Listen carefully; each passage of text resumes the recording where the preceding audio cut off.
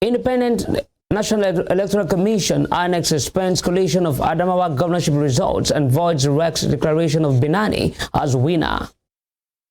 In Kebbi State, All Progressives Congress APC candidate Nasiru Idris declared winner of governorship election. No fewer than 29 people killed in fresh attack by bandits in Zangong Katab local government area of Kaduna State.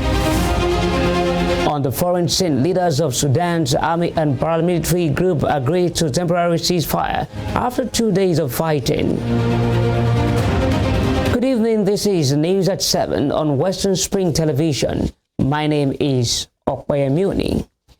The Independent National Electoral Commission INEC says the declaration of candidate of All Progressives Congress APC Aisha Binani Dahiru as winner of the Adamawa State governorship election is null and void. The resident electoral commissioner of INEC in Adamawa, Udu Yunusa Ari, declared Binani as the winner today, sparking controversy. The returning officer for the Adamawa governorship election, Mile Lamido, was not present when Mr. Yunusa Ari announced Binani as winner of the election. According to Section 64 and 65 of the Electoral Act, only Mr. Lamido is empowered to declare the winner of the election. In a statement by INEC's National Commissioner and Chairman of Information and Voter Education Committee, Festus Okoye, INEC described the REC's declaration as null and void. The Commission therefore suspended the collation of results and invited the REC returning officer and all those involved in the collation process to its headquarters in Abuja. In a separate statement, INEC said 2 national commissioners deployed to Adamawa State were razzed during the supplementary governorship poll. Mr. Okoye called on security agencies to protect the national commissioners and other officers, adding that the commission will not tolerate any act of lawlessness aimed at its staff or the electoral process. In the meantime, Governor of Adamawa State, Amadu Fintiri, says the decision of resident electoral commissioner of the state, Yunusa Ari, to declare the winner of the governorship supplementary election is illegal and provocative. The governor called on President Muhammadu Buhari to wade into the matter, saying he should not shy away from it. Governor Fintiri, candidate of the People's Democratic Party (PDP, spoke today during a news conference at the State House in Yola, Adamawa State capital. Mr. Ari had earlier declared candidate of the All Progressives Congress APC, Aisha Binani Dahiru, as winner of the election. The returning officer for the governorship election, Mile Lamido, is the INEC official empowered by law to declare the winner. The election inconclusive. As civilized citizens who were committed to a democratic echo, we accepted the situation in good faith and prepared for the rerun. Yesterday, Saturday, the 15th of April, the rerun was held peacefully across the state. The appropriate officers are now commenced the process of collation. The first round of collation went on well, with 11 local government collected, before the process was adjourned to continue today, 16th of April at 11 a.m. Just when we are waiting for the resumption of the collation, the REC this morning took up a tax he is not constitutionally empowered to do by making an illegal announcement of the outcome of the election without result. This action is no doubt prerogative, but in this situation, I appeal for calm, as always. I assure you that as your leader, I will ensure nobody downs your democratic rights. Similarly, presidential candidate of the People's Democratic Party, PDP, in the 2023 presidential election, Atiku Abubakar, has called the attention of Nigerians to what he terms the game plan of upturning the democratic wishes of the people of Adamawa State in the governorship election in the state.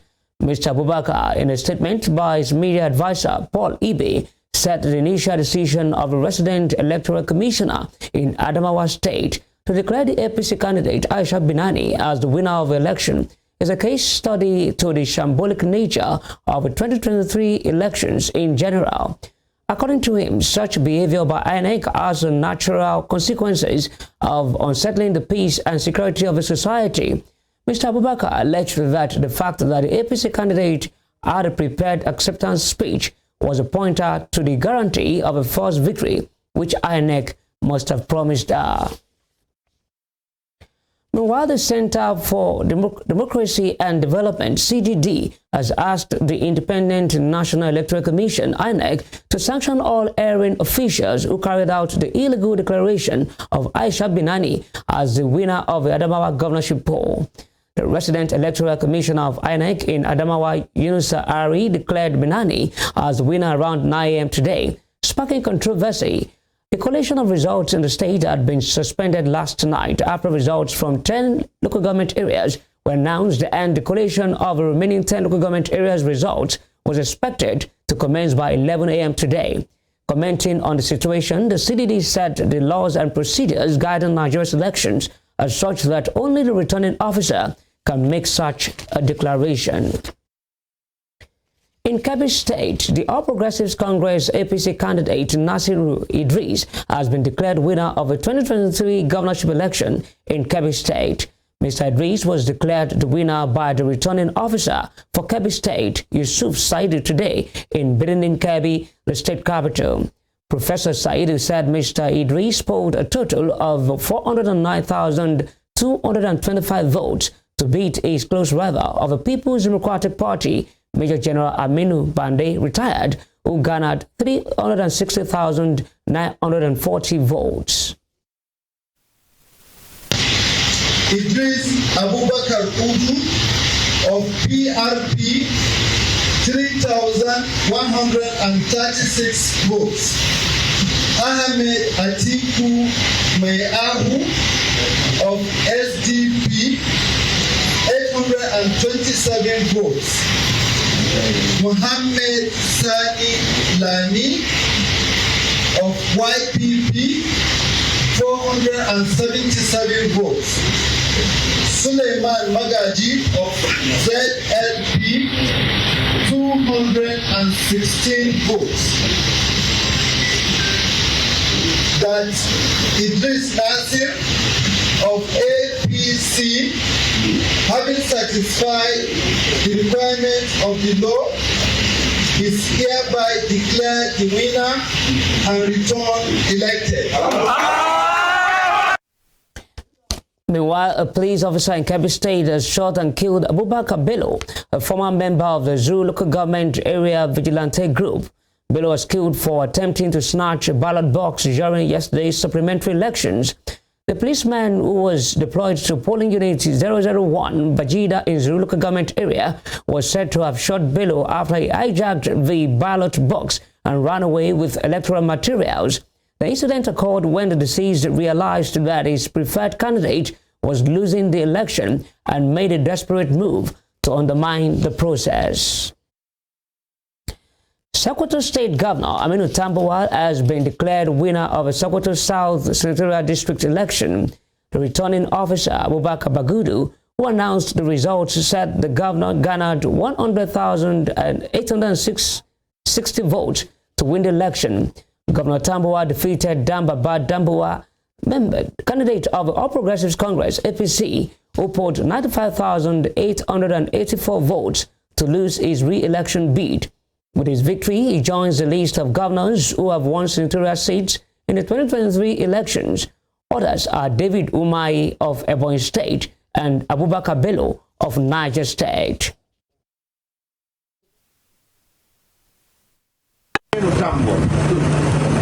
Of the People's Democratic Party, having satisfied the requirement of the law, is hereby declared the winner.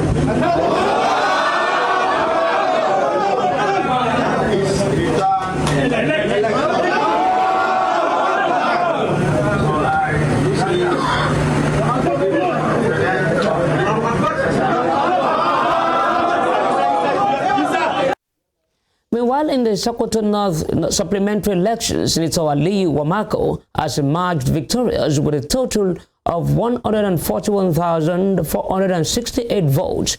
The All Progressives Congress candidate defeated his closest rival, Lania Manir Mohammed of the People's Democratic Party, PDP, who scored 118,445 votes.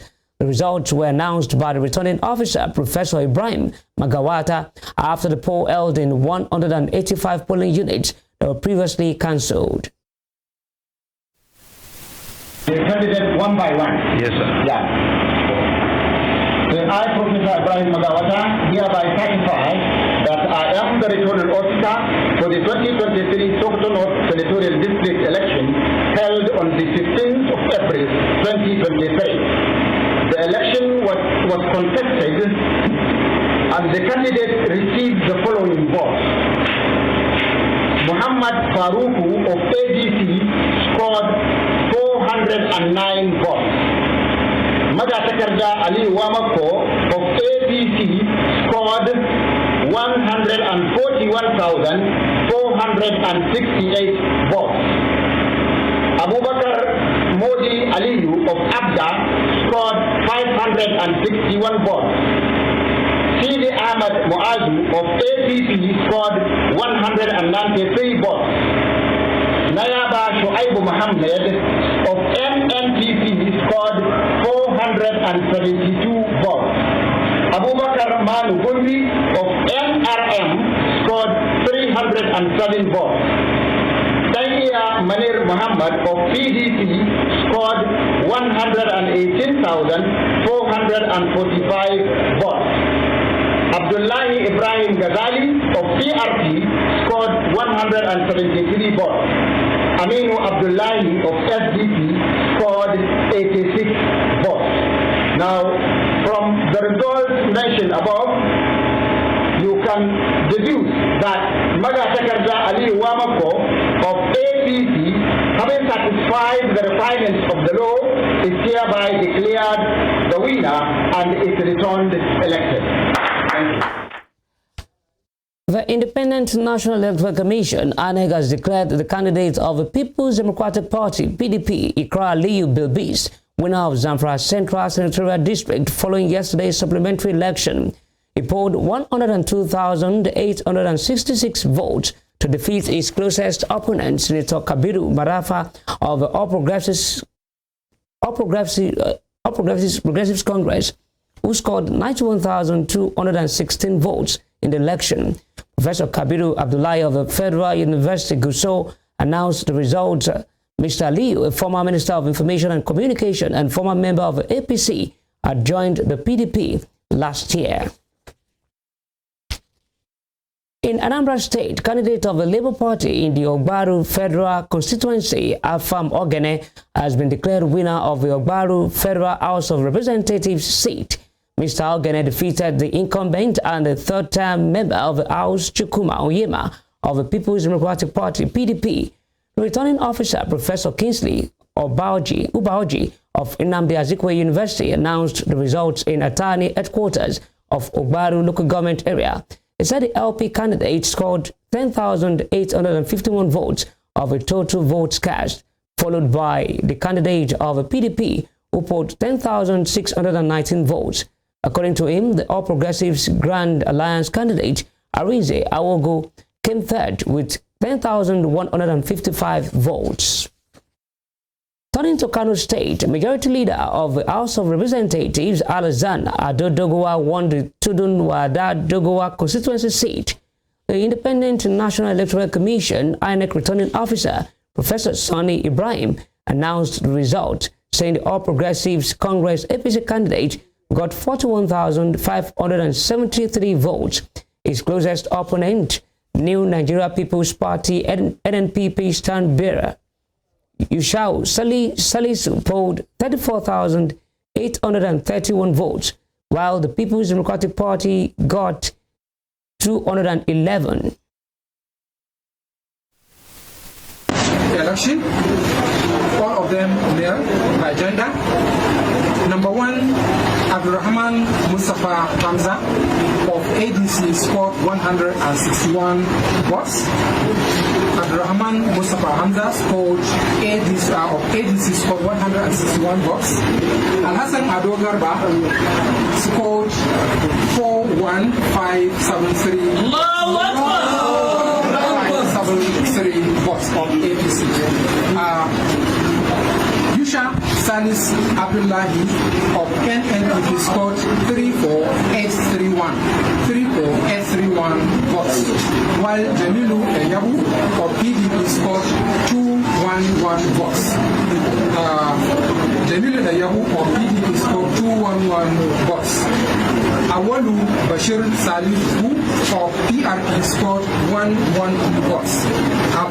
Awalu Bashir Salihu of PRP scored 11 votes. So, having seen that the election was contested peacefully and that Al-Hassan Ado Garba of APC, having satisfied the requirements of the law, is hereby declared winner and is returned. 3 persons have been feared killed during a supplementary election in Wudil local government area of Kano State. It was gathered that some suspected political thugs invaded a polling unit in the area yesterday and were resisted by residents of the area. A confrontation was said to have ensued between residents of the area and the thugs, which led to the loss of 3 lives, as well as the burning down of about 3 houses. The police public relations officer Aruna Kiyawa said it will be able to give the number of casualties once the Assistant Inspector General of Police supervising the supplementary elections, Ibrahim Kweje, returns from the assessment visit to the area. You're watching News at 7 on Western Spring Television. Still to come, leaders of Sudan's army and paramilitary group agreed to temporary ceasefire after 2 days of fighting. We'll bring you more on this when we return.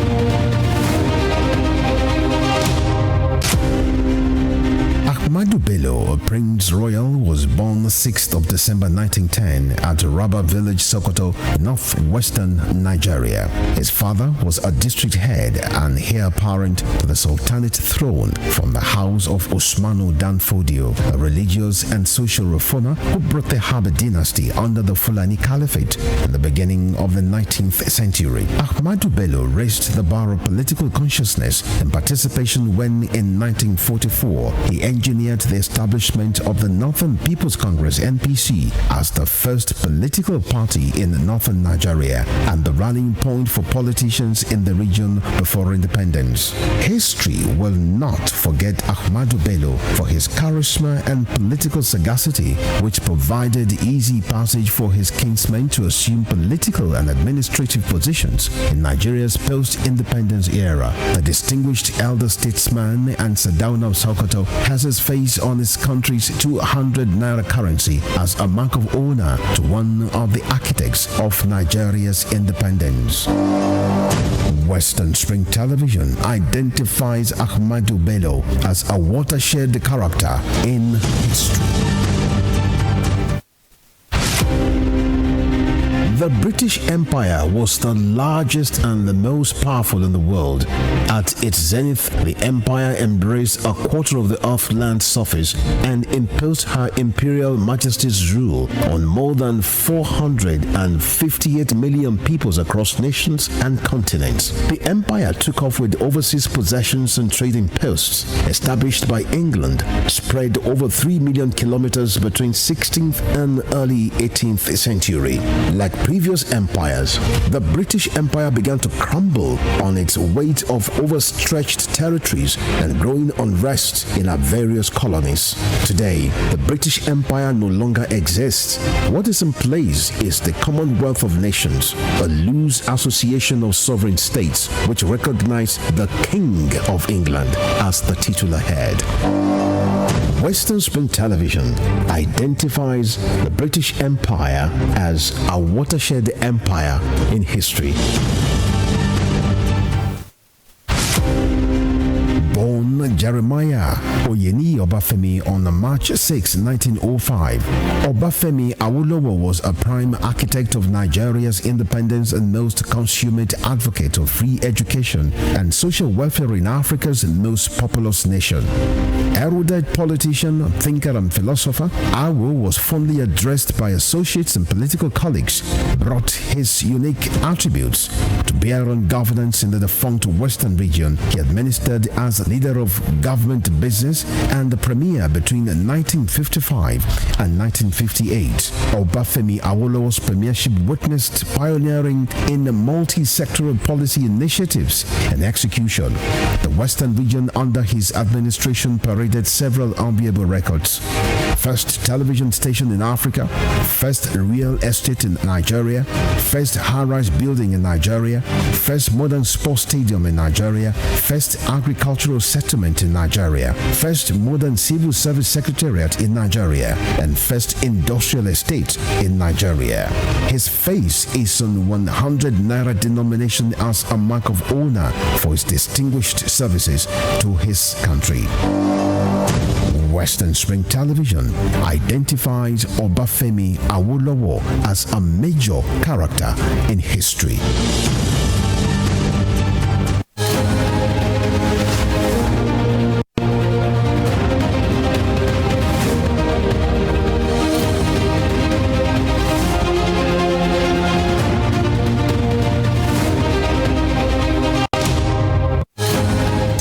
Welcome back. This is 2 News at 7 on Western Spring Television. A reminder of our headlines. Independent National Electoral Commission, INEC suspends collation of Adamawa governorship results and voids Rex declaration of Binani as winner. In Kebbi State, All Progressives Congress APC candidate Nasiru Idris declared winner of governorship election. Fewer than 29 people killed in fresh attacks by bandits in Zangon Katab, local government area of Kaduna State. On the foreign scene, leaders of Sudan's army and paramilitary group agreed to a temporary ceasefire after 2 days of fighting. Socio-Economic Rights and Accountability Project, SERAP, has urged President Muhammadu Buhari, Vice President Yemi Osinbajo, and other high-ranking officials in his administration to publish their assets as they look to vacate their respective offices. This includes Senate President Ahmad Lawan, Speaker of House of Representatives Femi Gbajabiamila, and high-ranking officials of the next administration to also promptly publish their assets to date. According to SERAP, the Code of Conduct for Public Officers contained in the 1999 Nigerian Constitution, all public officers are to declare their assets immediately after taking office, at the end of every 4 years, and at the end of a term of office. In the open letter signed by SERAP Deputy Director Kolawole Oluwadare, the organization said publishing their asset declaration form and encouraging other public officials and officials of the next administration to do so would enable Nigerians to scrutinize the assets and worth of public officials before taking office and at the end of a term of office. Outgoing Governor of Kano State, Abdullahi Ganduje, has begged for forgiveness from those he might have offended in the course of his duty as the #1 citizen of the state. Governor Ganduje's 2-term tenure of 8 years will end on May 29, 2023, when he is expected to hand over power to the opposition New Nigeria People's Party's governor-elect, Abba Kabir Yusuf. The governor made a remark at a Ramadan lecture series at Nasarawa GRA Kano. In the farewell message, he said he had forgiven anyone who at one time disparaged his person and character. Muslims have been reminded to reflect on the teachings of the Ramadan period in their daily dealings and also to nurture their children in the ways of the Almighty.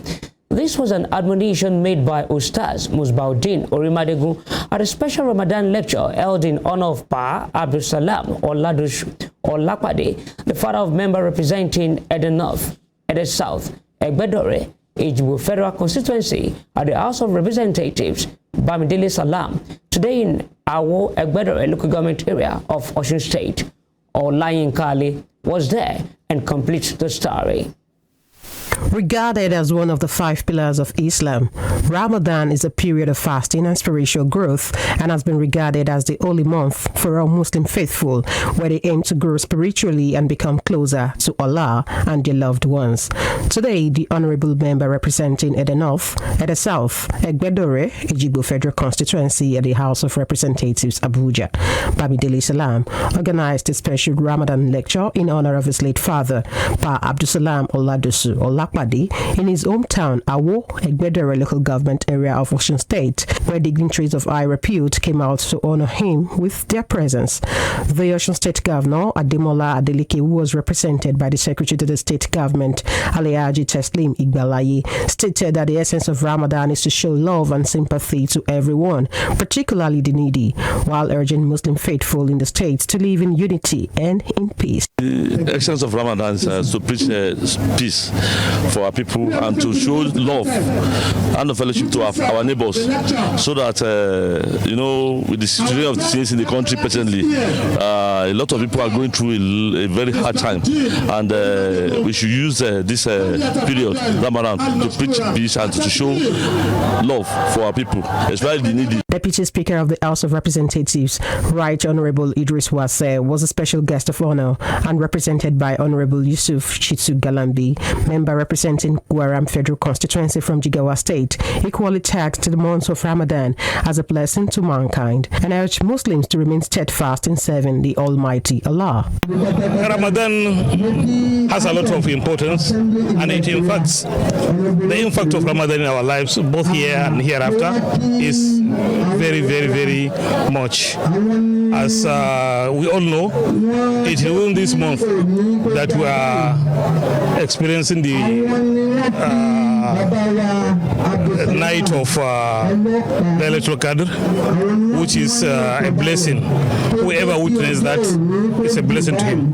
Whatever worship you do, God will multiply it more than 10,000 times. The guest lecturer, Ustaz Musbaudin Urimadegun, advised parents to invest in their children's education, both Western and religious, so that after their demise, their legacy would not perish.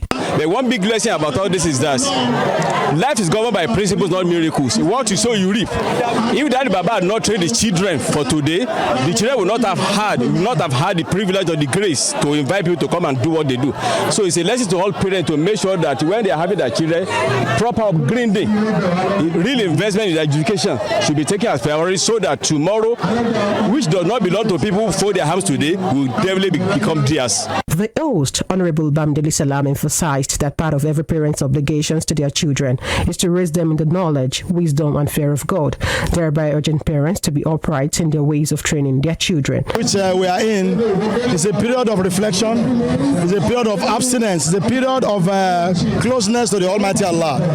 And every parent has an obligation to raise their children in the knowledge and the fear of God Almighty. Whether you are a Muslim, whether you are a Christian, you have to teach your children to know the Almighty God, to love God, to serve God, and to serve humanity. And that is the most important thing that we are emphasizing here today. And like the guest speaker said, one of the things that Almighty Allah will ask from parents is, how did you raise your child? How did you raise your children? So we have that responsibility as parents to teach our children to fear the Almighty Allah, to love fellow human beings, to serve the Almighty Allah, and to serve the community of people. The Ramadan lecture featured a fundraising in support of the Mubaraka Islamic School, Awu, which was founded by Pa Abdusalam Oladosu Olakpade, the father of Honorable Bamidele Salam. Olayinka Ali, Western Spring Television News.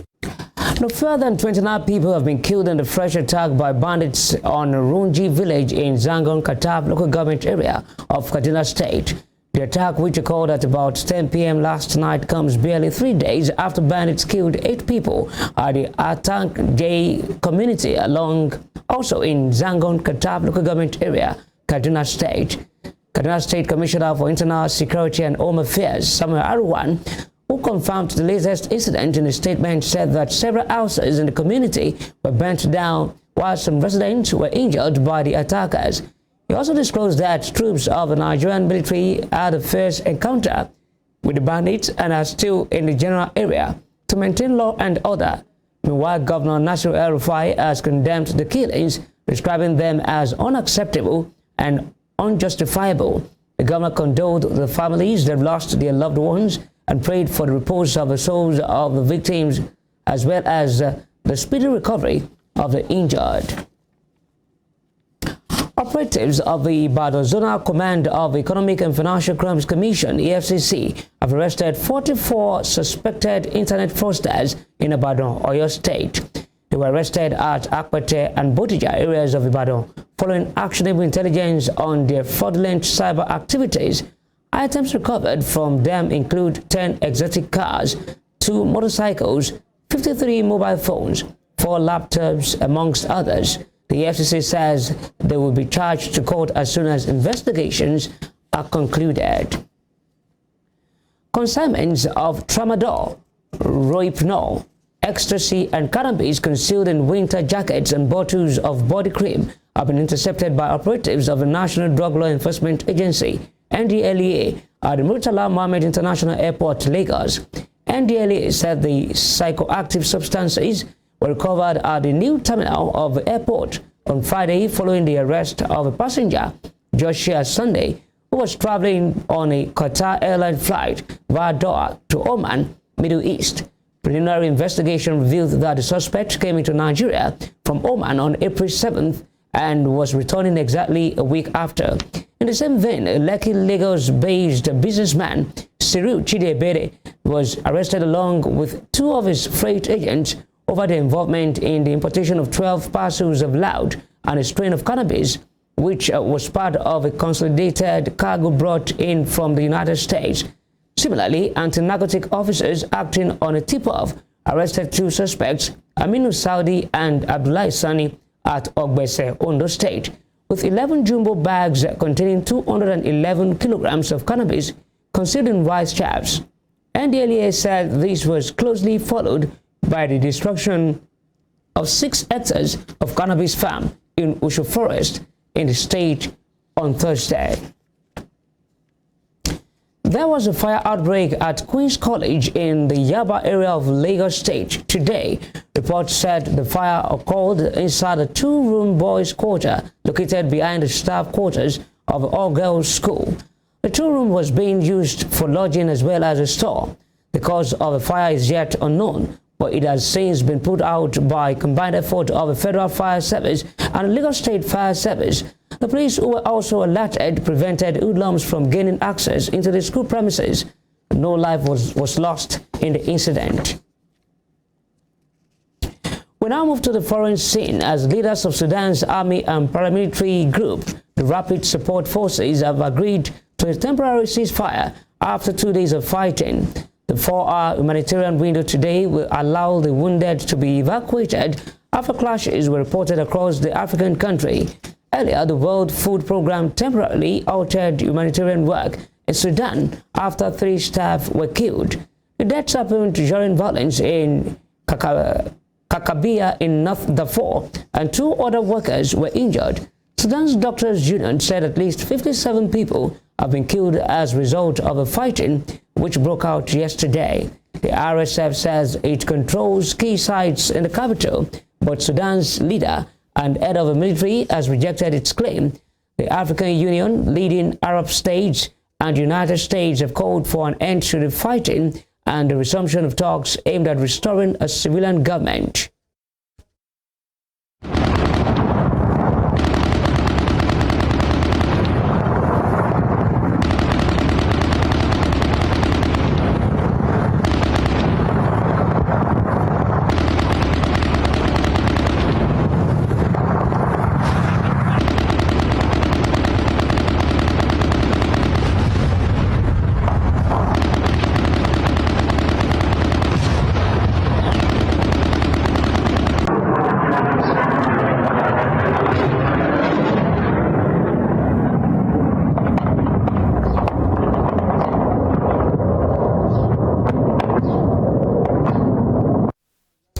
In the United States, at least 4 people have been killed in a mass shooting in the state of Alabama. Several people were also injured following the incident at a 16th birthday party in the city of Dadeville. The Alabama incident follows a shooting on the same day at the park in Louisville, Kentucky, in which 2 people were killed and another 4 injured. This incident occurred at approximately 10:34 p.m. near the 200 block of Broadnax Street here in Dadeville in Tallapoosa County. All right. There were 4 lives, not fatalities, lives. There were 4 lives tragically lost in this incident, and there's been a multitude of injuries.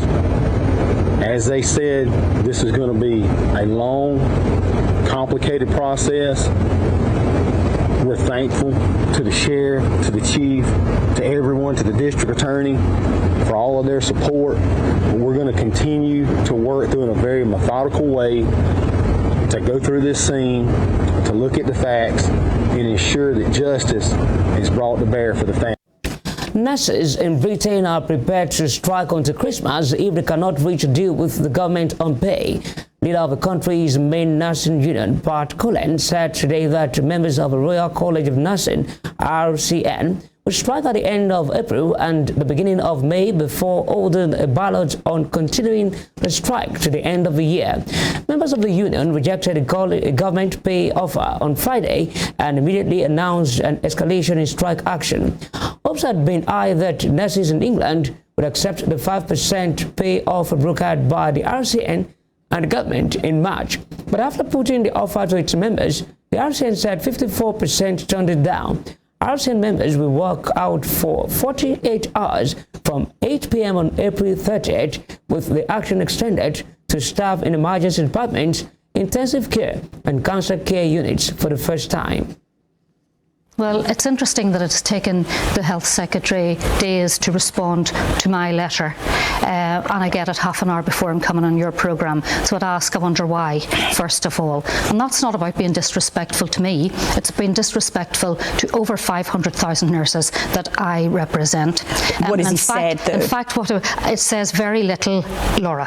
It actually says very little. He has spent longer writing in The Sun today than he has responding to our 500,000 nurses. And what does it say? It says that he believes the bonus that they have put on the table is enough, and nurses should accept that and continue to work in the high-risk areas that they're working with the understaffing that they've got. No, our nurses will absolutely not do that. We've strike action for the end of this month, beginning of May, and then we will move immediately to ballot our members. And if that ballot is successful, it will mean further strike action right up until Christmas. Now, the person that can stop that, and the people that can stop that, is Steve Barclay and the ministers, and indeed the Prime Minister. And I would urge them again today that add to the money that they've put on the table, respect nursing, respect the health service, and let's get a resolution.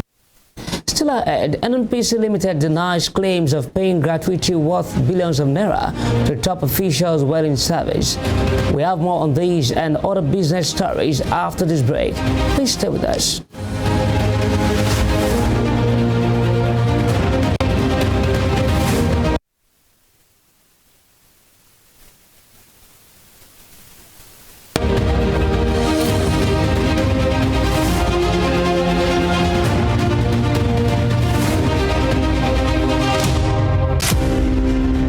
On 16th September 1923, named Harry Lee Kwan and known as Lee Kuan Yew, he was often addressed by his initials of LKY. Lee Kuan Yew was a barrister and the first Prime Minister of Singapore between 1959 and 1990.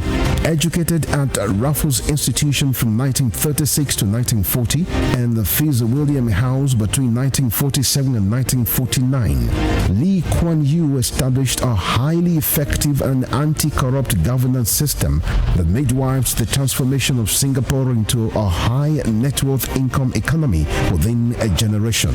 He never hid his exception to Western mode democratic ideal, which he believed had not assisted developing nations to attain good government.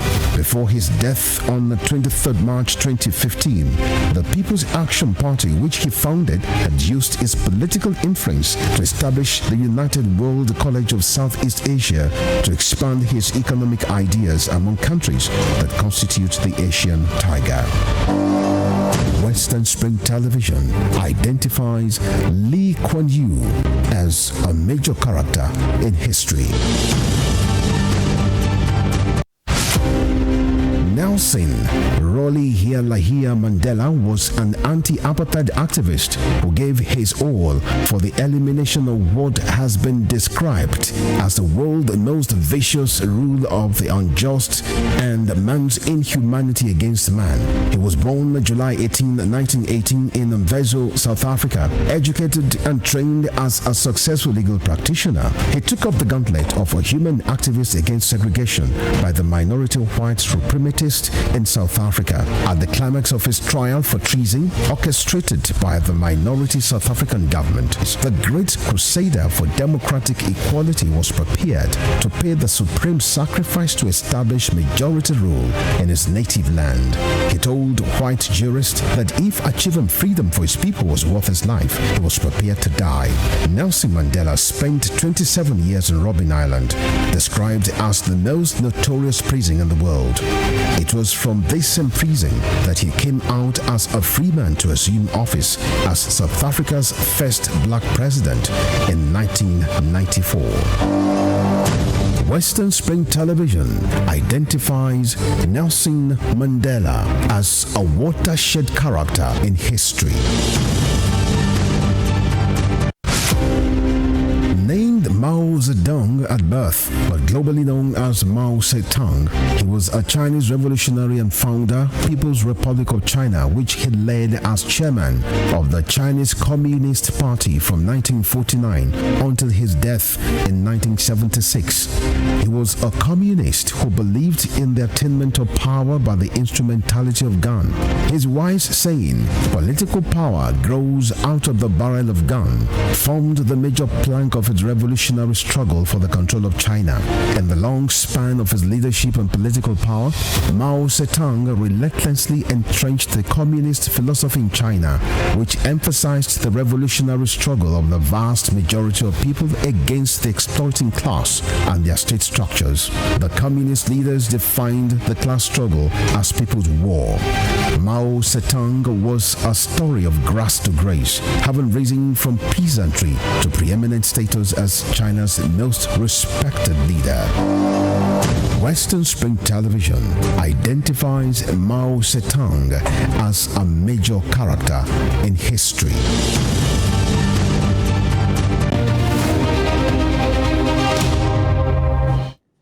Welcome back now to business. The Nigerian National Petroleum Company, NNPC Limited, has denied claims that its Group Chief Executive Officer, Mele Kyari, and Chief Financial Officer, Umar Ajiya, are receiving gratuity worth billions of naira while in service. On Wednesday, a report said both men paid themselves billions of naira as gratuity despite still in service over fears of being retired compulsorily by the incoming administration of President-elect Bola Tinubu. Some other top officials of NNPC were also said to have been paid. According to the report, most of the staff were displeased with the way the corporation was being managed by Mr. Kyari. But in a statement, NNPC spokesperson Garibuddin Mohammed described the report as false and malicious.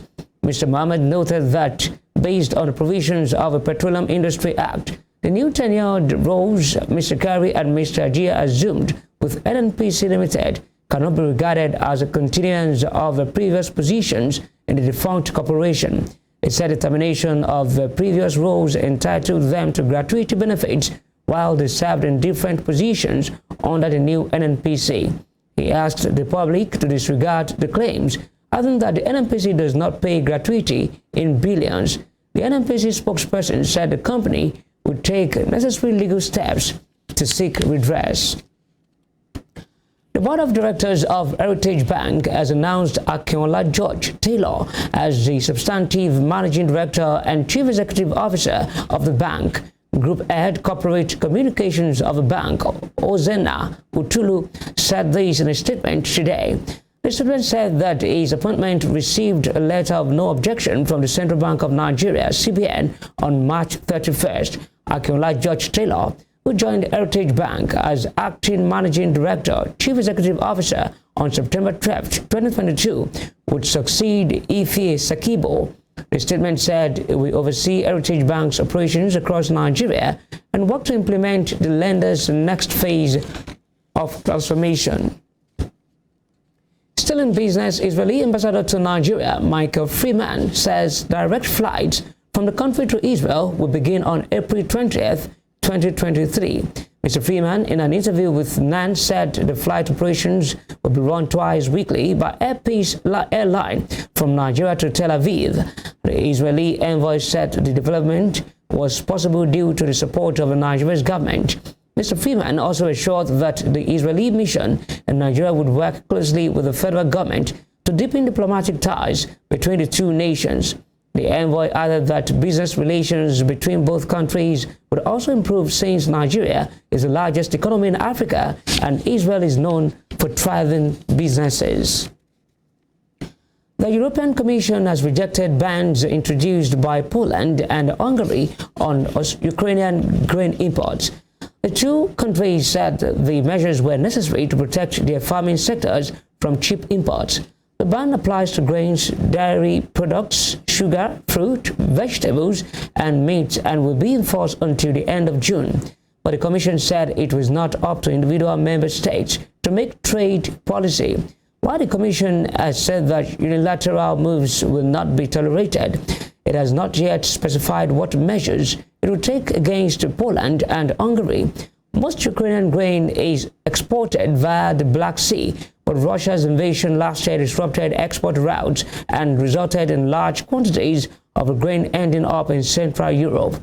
A deal with Russia brokered by the United Nations and Turkey allows Ukraine to continue exporting by sea, but Ukraine accuses Russia of slowing the process with overzealous inspections.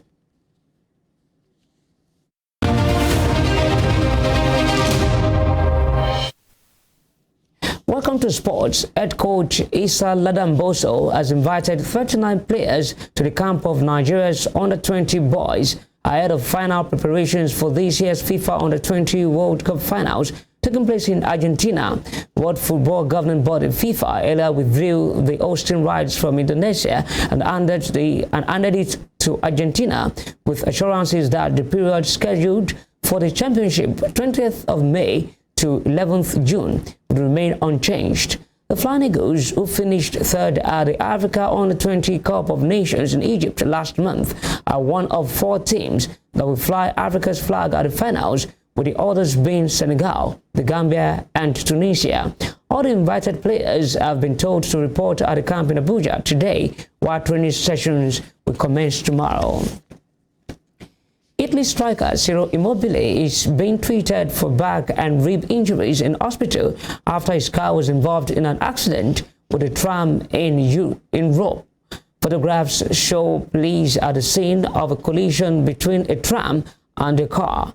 33-year-old Immobile scored in Lazio's 3-0 Serie A win at Spezia on Friday. Lazio said he had a sprained trauma of the spine and a compound fracture of his right rib, but that his condition are currently good. Lazio hosts Torino in their next game on Saturday. Arsenal missed a penalty and threw away a 2-goal lead as it drew at West Ham in a blow to their hopes of winning the English Premier League. A close-range finish from Gabriel Jesus and Martin Odegaard's volley put the visitors 2-0 ahead inside the opening 10 minutes at London Stadium as they looked to be cruising to the victory. But just as it did in the 2-2 draw at Liverpool last Sunday, Mikel Arteta's side could not hold on to the advantage and dropped valuable points in their title battle with Manchester City. Arsenal began the weekend 6 points clear of City, but that has now been cut to 4 after Pep Guardiola's side won 3-1 at home against Leicester yesterday. The Gunners have 7 matches left and play Southampton at home on Friday before City, who have a game in hand, entertain Arsenal at Etihad Stadium on 26 April. And then it's a crucial moment when you can go 3-1 up and you go to 2 minutes later.